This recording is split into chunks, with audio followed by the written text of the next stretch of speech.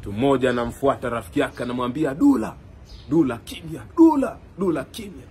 Dula anamgeukia anamwambia, nini mbona wanaita kwa sauti kubwa namna hiyo? Nilivyoisikia sauti yako utafikiri nimesikia parati. Parati ni baragumu la vita.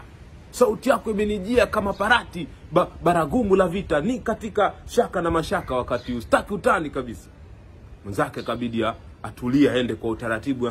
Kulikoni rafiki yangu? Akasema, la, si cha usiku amekuja kazini rafiki yangu. Amenieleza paruanja, yani kinaga ubaga, kwamba mimi na yeye tumefika tamati, penzi kaditama. Yani utungo wa penzi kaditama. Kaditama ni tamati, ni mwisho, hakuna kuendelea. Mimi fukarafuke nitampa nini yeye? Mimi maskini wa madongo kuinama ngempa nini yeye? Ndio katamatisha. Mwenzake anamwambia, pole ndugu yangu, cha usiku kakutenda inda na tadi. Yani inda ni uchoyo, tadi ni ujeuri. Ndio amekutenda makri na tara. Ndio amenitenda makri na tara. Pole sana rafiki yangu. Mimi sasa hivi nakwambia hivi, usiku silali, nafaa kuhesabu dari hivi. Hapa kuchi. Singizi wangu mafumbu, kiroho changu kinadundishwa ngoma. Nahisi kama nachezeshwa tokomire, kiroho changu cha ndunda wakati wote namna hii. Naamka nimechoka, utafikiri nimechezeshwa mahepe. Mahepe ni ngoma za kichawi, nimechoka kuto kumwaza cha usiku. Cha usiku alivyokuwa ananipeleka mimi, aje kuniacha sasa hivi. Mwenzake anamwambia, pole sana mzee mwenzangu.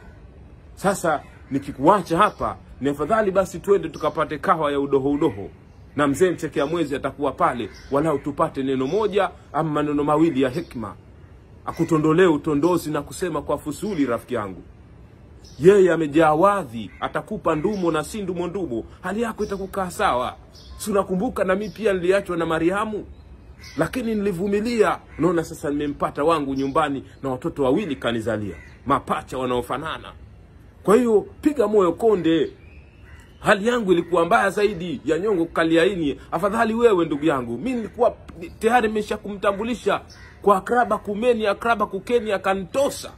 Sasa afadhali wewe, ilikuwa ndio kwanza mkoko na halika maua. Vumilia utampata mwingine.